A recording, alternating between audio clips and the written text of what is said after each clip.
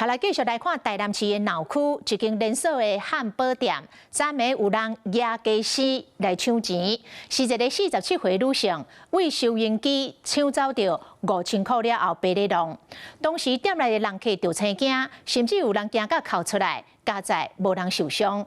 警察趕到現場，真緊就佇附近把嫌犯抓起來。講這個嫌犯敢若是這間店的前員工，因為無頭路，才會衝棚來搶劫。哪一個啊？員警接到通報，講有人拿武器搶劫，隨走去捉。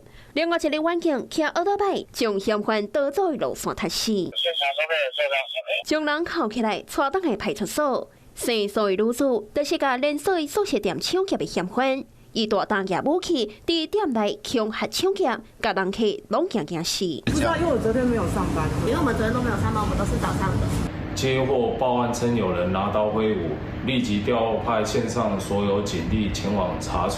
昨暝47歲生所的女子拿武器衝入去台南市區一間速食店，佇櫃台搶走5000塊，刷落來就離開。當時店內有未少人客，有人驚到哭出來。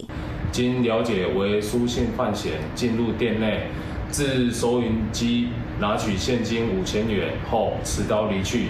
員警隨即於案發地附近查獲蘇姓犯嫌到案，並起獲犯案刀具及贓款，全案依強盜罪嫌送辦。搶劫案發生的時間人潮真濟，現場有未少人客驚心斷命，嫌犯搶到錢就隨離開。